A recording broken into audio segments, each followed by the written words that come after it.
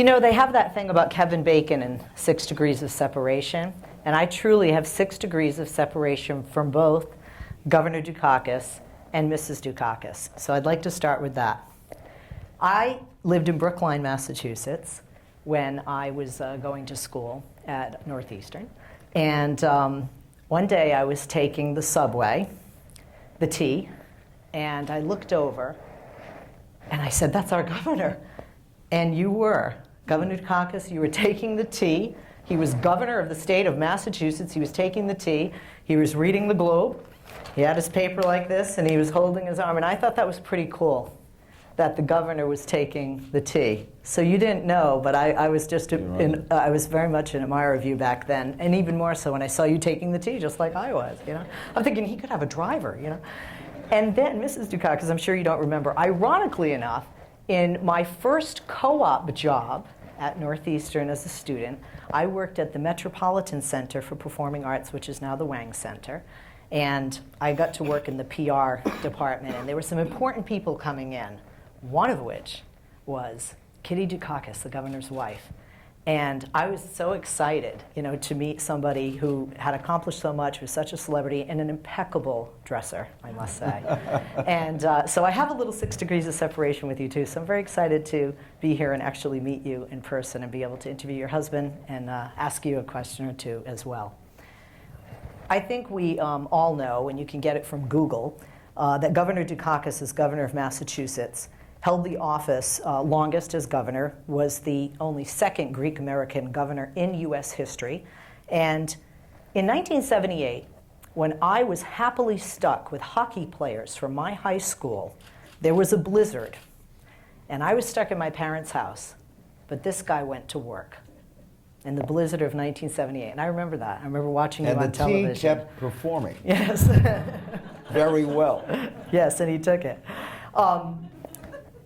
Looking back politically, because you know what I do is politics, you had 2 runs at governor, and if I say so, the second time was better than the first. No question. What did you learn from the first that made you do better and perform better as governor in the second? When I ran for the legislature, folks, in 1962 from Brookline, Massachusetts was one of the 3 or 4 most corrupt governments in the country. Not kidding you. And I and a bunch of, Leslie, maybe 20, 25 younger legislators, most Democrats but some Republicans, arrived 62, 64, and we were determined to clean the place up. And we were pretty tough about it, and we had a lot of opposition, as you can imagine. And I was a pretty good talker. I was not a very good listener. And one of the things you learn over time in this business is, first, that you learn more by listening.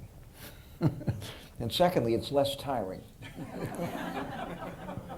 And when I got elected in '74, the city was a basket case. The state was a basket case. We were the second highest unemployment rate in the country among states. They were calling us the new Appalachia. Remember, Frost Belt, Sun Belt, all this stuff. And it was 4 years of really hard work. But by the spring of '78, my 4th year, things were really starting to turn around. A 12% unemployment rate had dropped to 5%.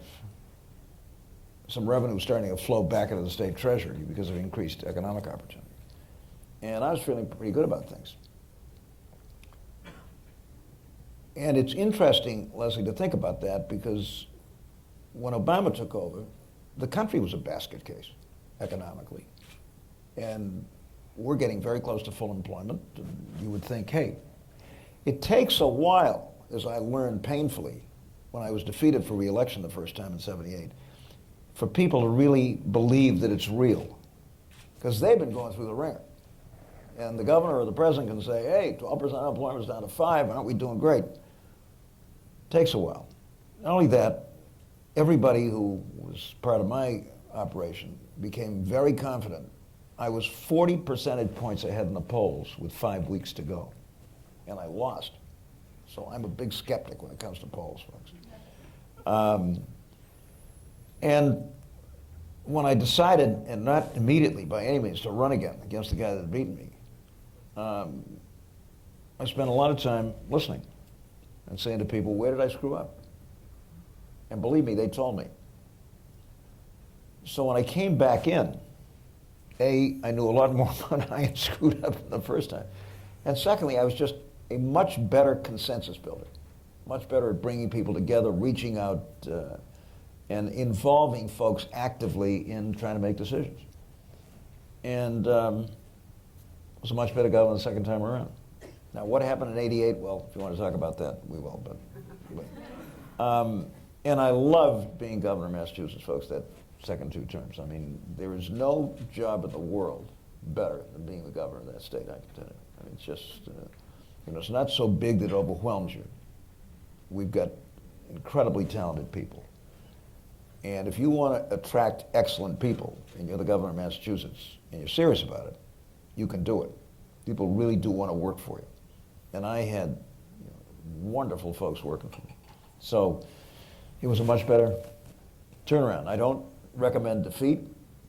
We had an attorney general once named Frank Bellotti who turned out to be a very good attorney general, but he got beaten a number of times. He used to say, they say getting beat builds character. If that's the case, Bellotti would say, then I got a lot of character, because he lost. And then turned out to be a terrific attorney general. But there's no question the second time around was better, and I was better, and I think a lot of it had to do with learning from defeat and listening better, reaching out, being a consensus builder. And if you do that, you can have real success. Now, given what's going on in Washington these days, can you be a consensus builder? Well, I think so, but it's tougher. It's tougher. And I never had that opportunity. I say to people these days, I owe you an apology. If I'd beaten Bush 1, you'd never heard of Bush 2. We'd be Wait a minute, you're reading my notes. Don't jump ahead, don't jump ahead. Anyway, but I will tell you that being the governor of that state is there's nothing quite like it. It's really great. And I had a spouse who was deeply and actively involved, was not a spouse that wanted to walk away from politics, loved it, had done it herself, and that makes a difference, folks. Now, we had 2 rules, Leslie, from the time we were married. Dinner at home at 6 o'clock at night, no exceptions, and no politics on Sunday, with 3 exceptions. The St. Patrick's Day Parade, Greek Independence Day, and Combined Jewish Philanthropy Super Sunday. Kitty's Jewish. And on those days, we took off Saturday. But I was a fanatic about this. I was going to, and it wasn't just for my family. I needed it. I needed it. So we kind of got into a rhythm. We really had great times, good people, and the state made a lot of progress. A lot of progress. When you were governor, looking back, what would you say was your proudest accomplishment as governor of Massachusetts? Well, it was a bill, interestingly enough, that was never fully implemented. I signed the second universal health care bill in the history of the United States. First one that nobody talks about was in the state of Hawaii. Hawaii passed universal health care in 1975. And nobody knows it, nobody in Washington seems to care. It works extremely well. Anyway, my bill was really a kind of Massachusetts version of the Hawaiian bill. And passed it, signed it.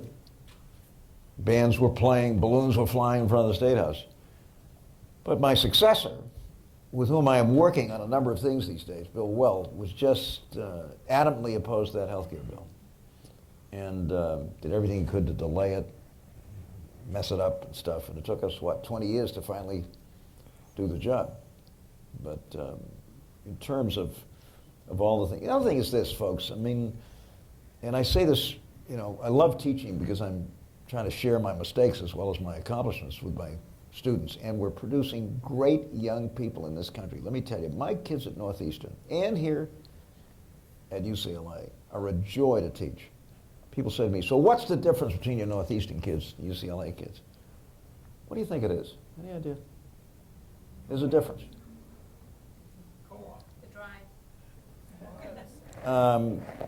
No, I mean, they're both, these kids are, I don't want to say they're driven, but I mean, they're highly motivated. And I try to encourage them to do as many internships as I possibly can. Get as close to co-op. I'm a huge fan of co-op. A huge fan of co-op. My Northeastern writers are much better than my California writers. These days, I almost never have a student at Northeastern who isn't a very good writer. Not at the beginning, but these days, 20 to 25% of my UCLA kids are not good writers. And I don't know what it is, but you know, you went through a very tough period in this state where kids were in classes of 40 and not getting a lot of attention and that kind of stuff. And their writing suffered pretty badly. So, not my graduate students. Graduate students are fine writers here. It's my undergraduates. But in terms of motivation, interest in working in the public sector, which obviously I encourage, they're equally good. They're equally good. Difference is the Northeastern kids with 3 6-month co-ops come out of Northeastern ready to go to work. And most of them aren't floundering around looking for jobs. Whereas here, they graduate and then now what are they going to do? That kind of thing, which is another great benefit of co-op, folks. It's just, one of these days, the higher education system, Leslie, is going to get it and is going to start incorporating co-op. And we have a new president of the University of Massachusetts named Marty Meehan, who was the chancellor at UMass Lowell and was the only chancellor in the UMass system to take his school co-op. And enrollment at Lowell is exploding. Meehan was the only non-academic chancellor. He was a congressman who became chancellor, did a terrific job at Lowell. He's now the president of the University of Massachusetts. And we were talking a few weeks after he was named, and he said, you know, I really want to give UMass a distinctive kind of brand. What do you think I ought to do? I said, Marty, it's simple. Take the whole system co-op. Be the first state university in the country to go co-op. He said, it's kind of interesting. Well, I'll report back to you. But I think it would be terrific if UMass became the first state university in the country to go co-op, don't you think? It'd be fabulous, yeah. It's funny you said William Weld. His wife's name is Leslie Marshall, but it's not me. Because people will ask me if it... His wife number 2. Yes. Yeah. Yes. Yeah. Can we talk presidential race? Sure. For you and now? One of the things I really liked was you used Neil Diamond's America. Yeah. And you did it as an ode to immigrants, because you're the son of an immigrant, I'm the kid of an immigrant, most of us are. Now, that was 1988. It's 2016, and there's a guy you've probably heard of named Donald Trump who has been making some waves with comments about immigrants. And I was just wondering, being that that was something that you felt strongly about and used as a platform, in 1988 and in 2016 we're hearing such rhetoric from a candidate. I wanted your take. And not only that, and this is not a partisan comment, folks, but the response of the other Republican candidates who are trying to out-immigrant Trump, in my opinion, is disgraceful. I mean, disgraceful. With one possible exception, John Kasich, who the other day, ready for this, Leslie? Said, if you're anti-immigrant, don't vote for me. If my parents or grandparents, I don't know who it was, hadn't come over here, he said, I'd be running for the presidency of Croatia. But that's pretty unusual, isn't it, this field? I mean, they're falling all over themselves, folks. And what are they talking about? Net illegal immigration in the United States is now 0. 0. And we're still playing this card. And it's not a new thing, as you know. I mean, we passed something called the Chinese Exclusion Act in 1886, put 120,000 Japanese Americans in concentration camps during World War II under Franklin Roosevelt, of all people. I mean, it's been a recurring theme. But look, I'm very proud of my ethnic background. I make no bones about it. I'm very proud of my parents, both of whom came over here in 1912 and 1913.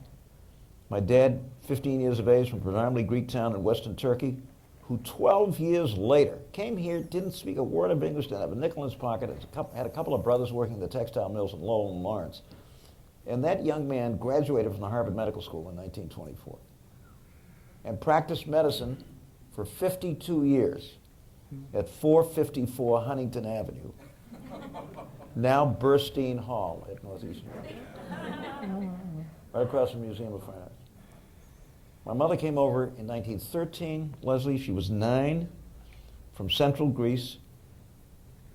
And my mother, thanks largely to an elementary school principal in Haverhill, who became almost a second father to her, was the first, so far as we can determine, was the first Greek young woman ever to go away to college in the history of the United States.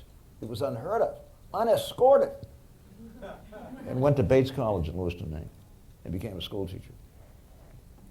When you come out of that tradition, I hope you're proud of it. I am. Both for what it says about your parents and what it says about this country, for God's sake. And I'm really disgusted with what I'm hearing, including from a couple of guys named Cruz and Rubio. Two guys who should be very proud of the fact that they are part of that immigrant tradition and have succeeded and gone on and so on and so forth. I mean, what's the matter with these guys? I just don't get it. I don't get it. You go up to Silicon Valley and look at some of the CEOs of those high-tech companies. Lots of different names. Lots of folks that themselves are immigrants. Come to my classes and see these kids. I mean, they're wonderful. And I just, you know, with the exception of cases, what is the matter with these folks? I mean, why don't they stand up and, okay, so we need rules and regulations. I understand that. But what are we going to do? I mean, if we sent all the illegal immigrants in California back to wherever they came from, the California economy would collapse, right? And so, you know, I think this notion of a path to citizenship, which, by the way, was a compromise bill supported by George W. Bush, John McCain, and Ted Kennedy, passed the Senate, stuck in the House. I don't get it, you know. I don't get it. So I hope, A, that we're going to have a new president who's going to be strongly for this, and B, that somehow we can get those folks in the House of Representatives, either change them or get them to understand that the bill that passed the Senate with a pretty substantial margin ought to be passed so we can put this thing behind us, give people, good people, a path to citizenship, and move on. And I haven't spent a lot of time watching the Republican debates. I find it very difficult. But so much of this is all about anti-immigrant stuff. You know, I mean, how about the economy? How about the world? How about climate change? How about educating our kids? How do we make it possible for young people to go to college without coming out with thousands and thousands of dollars of debt? I don't hear anything about that. It's all about immigration. Led by Trump, but who, by the way, someday Google his family and see how they did when it came to immigration. It's a very interesting story. It's a very interesting story.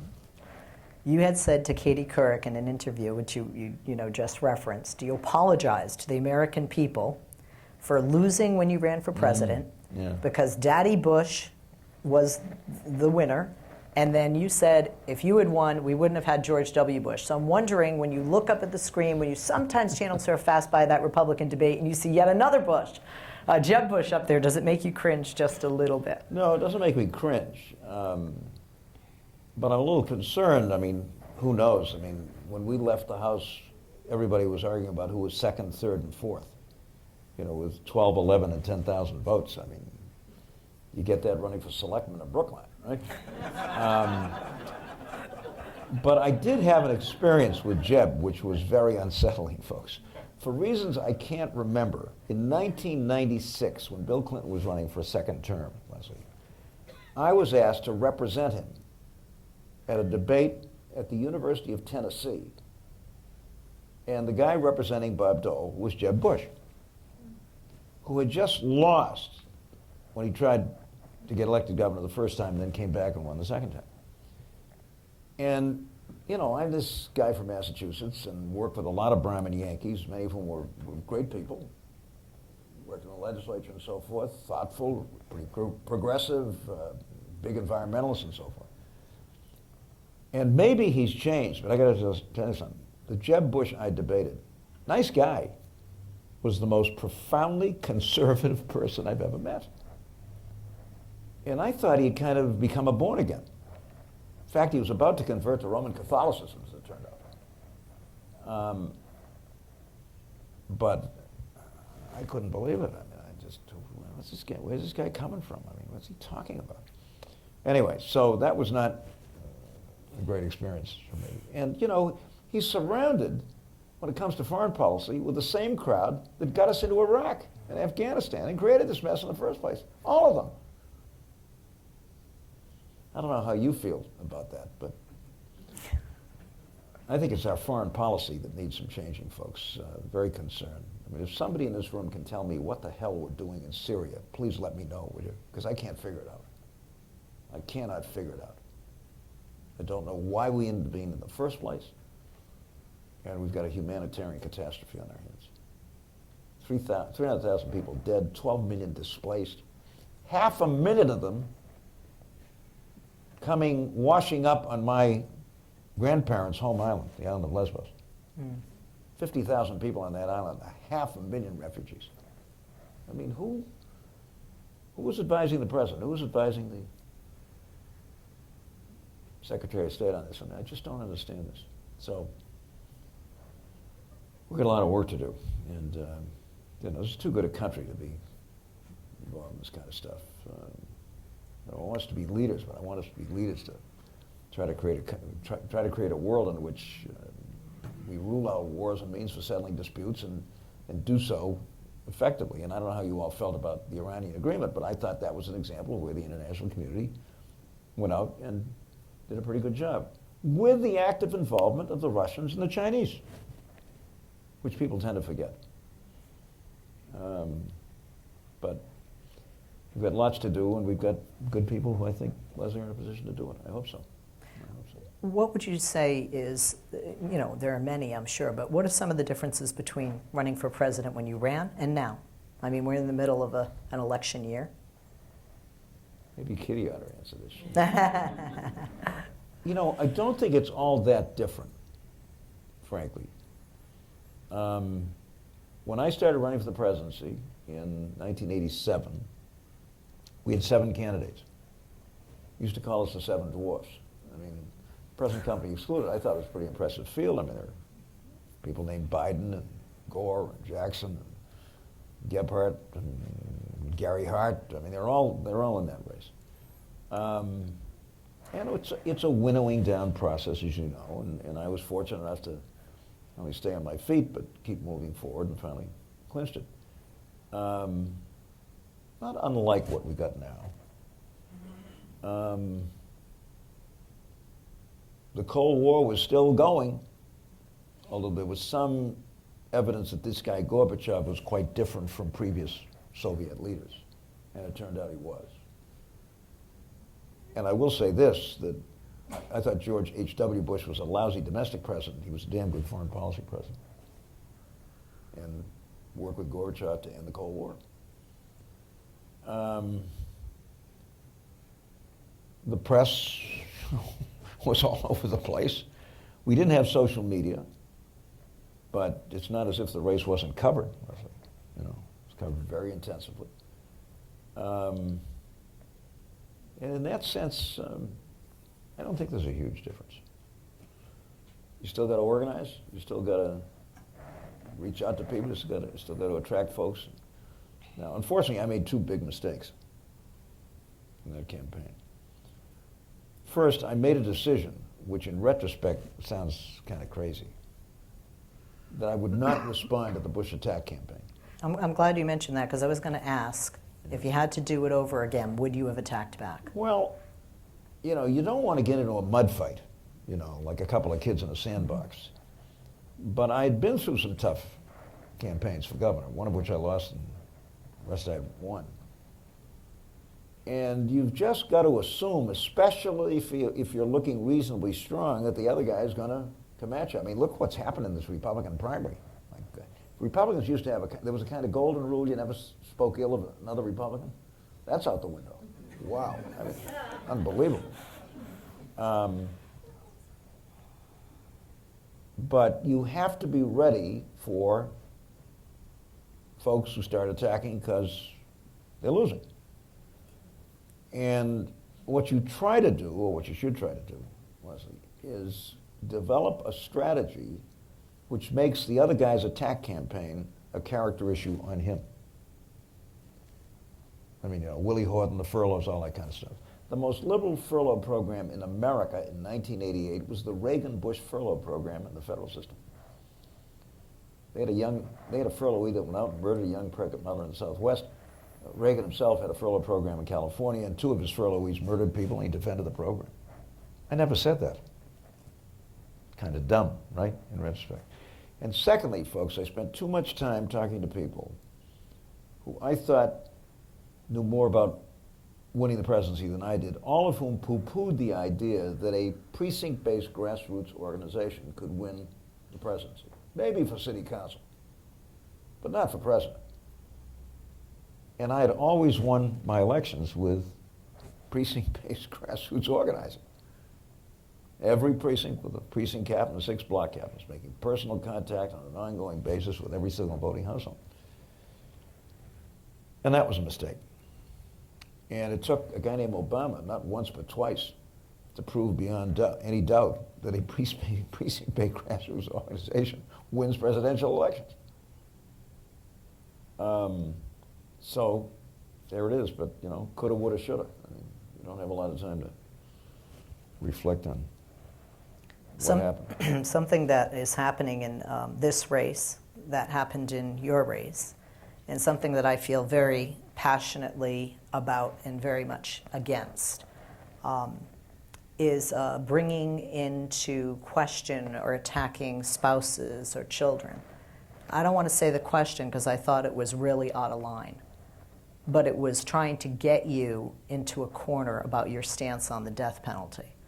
Do you feel that there should be some, like you said, there was an unwritten rule in a sense with Republicans not to attack each other, to just keep spouses and kids out of the questioning? I didn't think that was an unfair question. You didn't? No. I mean, I'm opposed to the death penalty. Always have been. And I don't think there's anything wrong with Bernard Shaw or anyone else asking me how I'd react if somebody who I love dearly was attacked, murdered, whatever. The problem, I think, Leslie, was that I'd been asked that question about 1,000 times. And I answered it as if I'd been asked it about 1,000 times, much too matter-of-factly. But I didn't think that was unfair. What I didn't say to folks, at least in relation to Bush, was I was the governor of Massachusetts. Bush came from Houston, Texas, right? Both metropolitan areas are about the same size, number of people. The homicide rate in Houston is 6 times what it is in Boston. Why didn't they say that? Why didn't they turn to the guy and say, hey, what have you done about that? Imagine 6 times the number of murders in your city is my city? You kidding me? And you're telling me that I'm soft on crime. Didn't say that. Should have, So, lessons learned. What can I tell you? You said that you're passionate, and I know that you are, about grassroots campaigns. There's a guy you might have heard of named Bernie Sanders that's running for president that has a grassroots campaign that just won the New Hampshire primary by a large margin. And for full disclosure, I'm a Hillary gal, but I love Senator Sanders. I know him personally, and I've apologized to him that I'm not placing my vote for him, and he's forgiven me. But I wanted to know, since you are so passionate about grassroots campaigns, are you feeling the burn, Governor? I have said to Hillary and the people around her that this has got to be a 50-state campaign, not red, blue, and purple, slice and dice and all that kind of nonsense. And I mean it. One of the things that the Democrats have not been doing is campaigning hard in all of the 50 states. Now, in 2005, the Democratic National Committee elected a guy named Howard Dean to be the national chairman, in case you forgot, former governor of Vermont. And by the way, a doctor, before you get into politics. And Dean announced when he was elected by the Democratic National Committee, he said, this is going to be a 50-state campaign. These were the congressional elections in 2006. Kerry had just been defeated. Yeah. And a fellow named Rahm Emanuel, you've heard of him, right? Mm-hmm. He's got a few problems these days. Was the head of the Congressional Campaign Committee and said, what is this? I mean, there are 16 key seats and we got to win them, and this guy Dean wants to give money to the Wyoming Democratic Party. Is he serious? And Howard Dean said, did you hear what I said? This is going to be a 50-state campaign. Because if you say to half the states in the country, you know, we really don't care what you do, that's a pretty interesting statement, isn't it? And most Americans are independent. They really are, you know. Oh, yeah, there's some down-the-line Republicans and Democrats, but lots of folks out there who go back and forth. And Dean, I think, Leslie, was absolutely right. And we swept the Congress, winning seats in places where we were not expected to win. Because people said, hey, these Democrats kind of care about us. And in any event, the Republicans have to stay home in their home states. They can't be roaming around the country. They got to stay home because they're being challenged there. And I think if Hillary wins the nomination, I think she will. Though I'm an admirer of Sanders too. I like him. I'm worried about what happens to him in a final. In the general election. Yeah, that's what I told him that. Yeah. $7 gazillion Republican dollars, quoting his praise of Castro and the Sandinistas and all this stuff. You know, and there's a long history of this. But if Hillary gets the nomination, in my opinion, we've got to run a 50-state precinct-based campaign. What do I mean by that? A precinct captain and 6 block captains have already said this, making personal contact with every single voting household, everywhere. I don't care whether it's red, blue, purple, or whatever they call the state. I think it's so important that people, we try to connect people to the political process. And if you simply ignore dozens of these states, don't be surprised if the word goes out, well, you don't care about those folks. And I'll tell you one quick story. I don't want to go into great length. I'm a rail fanatic, as I think most of you know. And it's not because my father wouldn't buy me Lionel trains, although he wouldn't. But I think this country needs excellent public transportation. And by the way, Los Angeles is in the process of getting it, and more power to you for voting for that. But we need a first-class national high-speed rail system. Every other advanced industrialized nation in the world is investing in high-speed rail except us. We're still putzing along at 80 miles an hour. The newest Japanese high-speed train, which will be unveiled next year, ready for this? Will have top speeds of 315 miles an hour on the ground. Think about it. So I'm kind of into this stuff, and Bill Clinton was good enough to appoint not only me, but 5 other very good people to the new Amtrak board, which I was a part of, starting in the late 90s.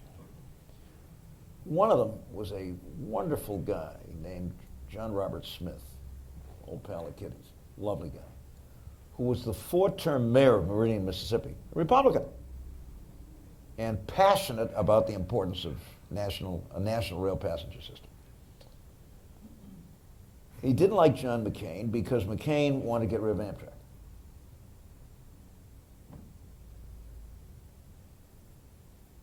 And I got a call from John Robert in May of 2008. Hey, he says, your guy, Obama, is just 5 points behind McCain in Mississippi. You can win this state, but you've got to start showing some activity here. There's no activity, no headquarters, no signs, there's no nothing. I have enormous respect for John Robert Smith. So I said, let me see if I can do something about it. Picked up the phone, called Obama headquarters. I can't remember who I talked to. Guy thought I'd lost my mind. Mississippi. Are you kidding? Well, you know, when you think about it, folks, who are the people that live in Mississippi? By and large, middle class, working folks. Why should they vote Republican? But you got to ask them. I mean, you got to. Guy thought I was out of my mind. So what happened? No activity in Mississippi. We lost by 9 percentage points. I'm for 50 state campaigns, and basic grassroots campaigning with all of the razzle dazzle. Let me tell you, that's the single most important thing you can do. And if the Democrats do that, I think our chances of winning are quite good. If we don't, I'm concerned. So that's why I'm so passionate about this thing. And because you're so passionate, how come you didn't run again? How come you don't run again now? Because I wanted to stay married, to tell you. People say to me, some guy said to me, you know, you ought to run for governor again. I said, you'll represent me in the divorce court in Norfolk County.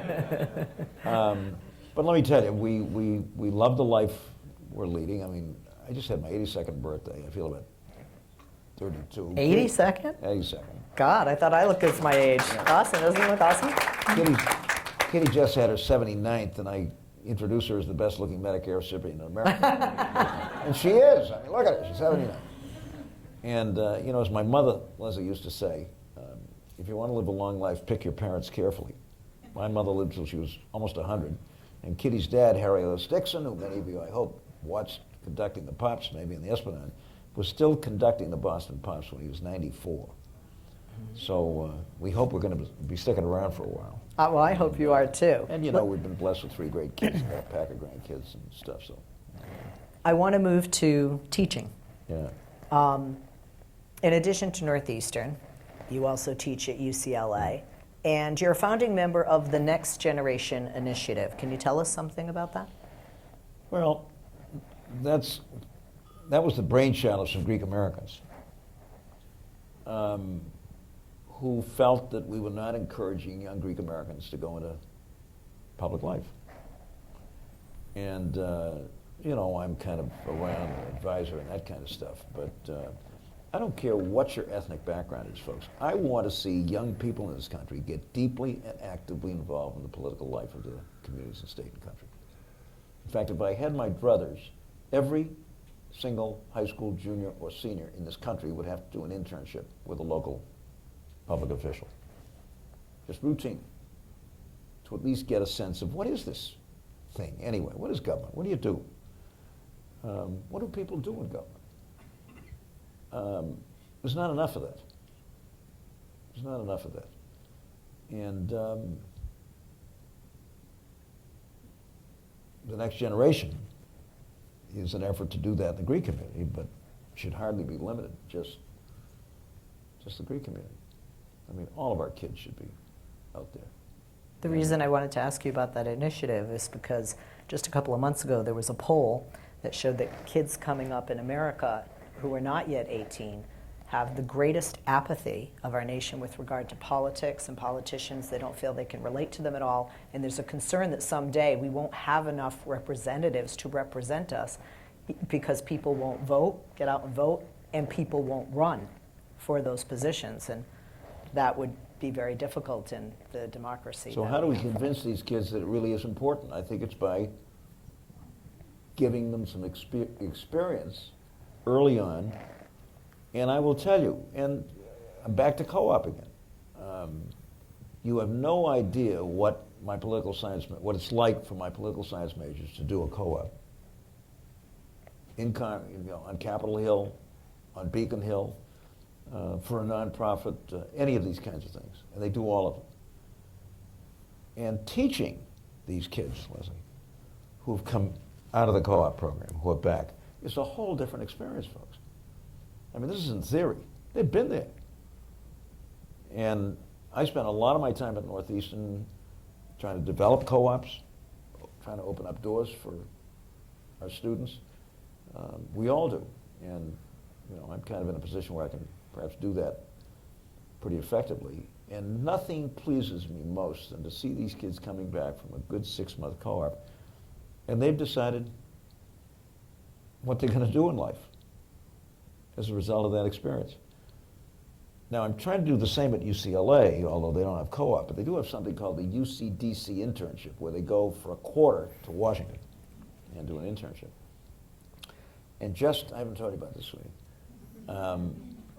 I had a conference call today with a guy named Tom Novotny, who is the relatively new Deputy Assistant Secretary of Health Education, of Health, and is largely responsible for the federal government's programs on autism, for autistic kids.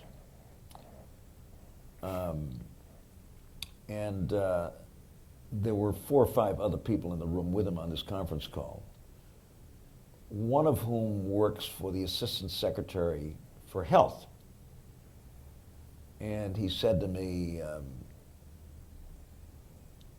Andrea Green sends her best. I said, what's she doing? This is one of my UCLA kids. She's the Chief of Staff to the Assistant Secretary of Health for the United States of America. And the Secretary of Health and Human Services of the United States, Sylvia Matthews Burwell, was an intern in my governor's office when she was an undergraduate at Harvard. She's now the secretary. Greek-American kid from West Virginia, Rhodes Scholar, and great, wonderful. Nothing gives me more pleasure than to see these kids introduced to public service through co-op or some kind of program like the UC program, and decide that's what they want to do, and they're fabulous. And I can't say enough of these kids. And I, needless to say, do everything I can to. I had a young woman in my office today, Leticia Bustamante. She's an undocumented immigrant, folks. She came in when she was 5. She's at UCLA. Obama's executive order has kept her in the United States. She's fantastic.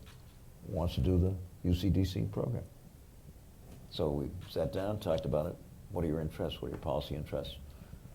Who do you want to do this for? She said, would you write me a recommendation? I said, sure. I'll phone the head of the CAP program. I mean, she's terrific. This kid's going to run for office someday if she can stay in the country. And she's been here since she was 5, for heaven's sake. But I hope and expect she's going to go on the co-op program. She's going to go to Washington. She's going to work there. She's going to come back. She'll be out knocking on doors, you know. But I just get great personal satisfaction, folks, from being in a position where I can help these young people. And those are the folks that are going to make sure our young people are not apathetic. Yes, I agree, You know? and they should. Because in the interest of time, I have 2 last questions, one for you and one for Mrs. Dukakis, if that's okay. Why didn't you want them to name South Station after you? I know you're humble, but come on, that's pretty awesome. I'm not a big fan of naming things for politicians, you know. I mean, it seemed to me, and by the way, as I said at the time, it's always going to be South Station, right? How many banks have tried to rename the Boston Garden? Still the Boston Garden, right? Very true. The Garden. The yeah. Garden, yeah. But one of my great projects these days, with Bill Weld, by the way, my successor, my Republican successor, is to finally connect North and South Station by rail. I mean, this is crazy. We got 2 stations. We got a great commuter rail system. I mean, it's not so great these days, but that's a whole other story. We're talking about dramatically improving high-speed rail in the Northeast Corridor. And that includes rail to Maine, where the Downeaster is carrying thousands of people from Boston to Portland, and ultimately to Montreal. And we got this 1 mile gap. So you got to get off at South Station, you got to drag your bag over to, how many changes do you have to make? I don't know, you know, it's ridiculous. And all over the world, folks, these old 19th century so-called stub-end stations are now being connected by underground. And this is not the big dig. I mean, the tunneling equipment that is used today is just unbelievable. I mean, London's doing 20 miles of this.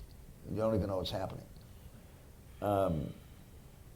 so I was thinking, and everybody said, you can't do, don't reject it. I mean, people want to do this, legislature wants to. I mean, I finally said, well, if it's my station, then maybe I could stop this foolishness about spending more money to expand the station, which is ridiculous, and connect the two. See, let them name it, and then maybe they'll give you the authority. So it's now the Michael Dukakis Transportation Center, if you want to read the plaque. But like the garden, folks, nobody's going to call it anything but it's still substation. Yeah. Okay, one last question. And Mrs. Dukakis, are you okay if I ask you? When your husband and I were standing up there getting mic'd, and he said, I'll meet you up there, I need to go check in on my bride. And I thought that was lovely. I'm going to be celebrating my 20th anniversary this June, and I know you guys have been married a bit longer than that. So what is the secret to a long, successful, happy marriage?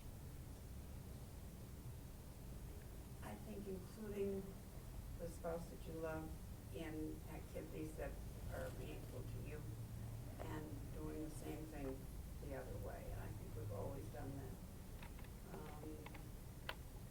And taking care of each other and when we need help in being taken care of. Governor, you agree with that?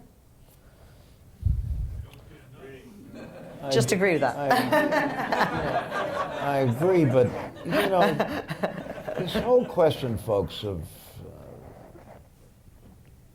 finding the person you love is so, in some ways, so, I don't want to say crazy, but just, I mean, how did Kitty and I meet?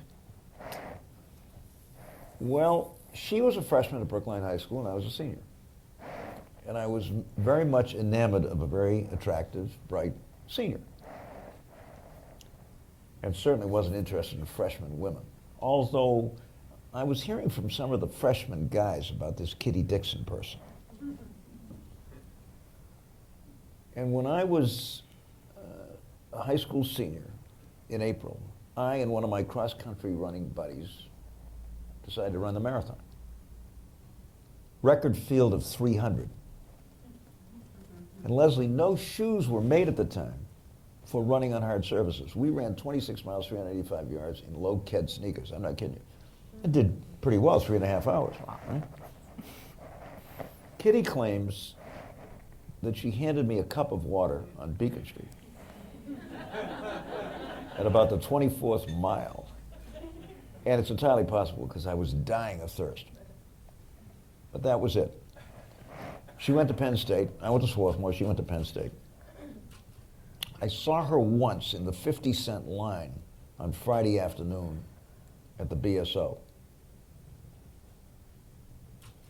But I never spoke to her. And she left Penn State in her junior year to marry this guy. Fortunately for me, it wasn't a very good marriage. And about 3 years later, she was coming back. 3.5 years later, something like that, with a little boy, age 3. And it just so happened that my former high school girlfriend was married and living in an apartment on Amory Street, one of those big family-sized apartments, across the hall from the Dixons. And Sandy, who I kept in touch with, said to me, Kitty Dixon's coming home. She's just been divorced. You really ought to take her out. Jesus.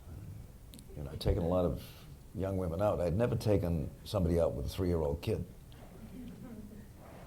And her dad, Harry Dixon, when Sandy said, I want Kitty to meet Mike Dukakis, said, Dukakis. You know how we are in the what kind of a name is that? And she said, it's Greek. Greek, he said. Fortunately for me, his best friend in the Boston Symphony Orchestra and the second flutist was a guy named Jimmy Paputsakis. Paputsakis, a little shoemaker, right? Who was an Egyptian, a Greek from Alexandria, Egypt. It's a big, big Greek community, been there for a long time. So Harry says, well, Dukakis, Papatzakis, you know, maybe he's okay. And on our third date, we went to see the Fantastics. Remember the musical? And it just connected.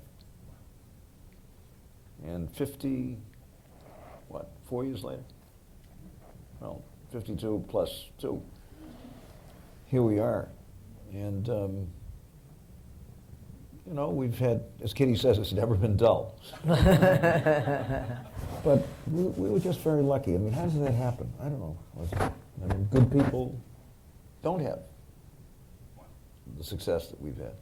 And I think Kitty's right. I mean, I think, you know, trying to be there for your spouse all the time is important. And,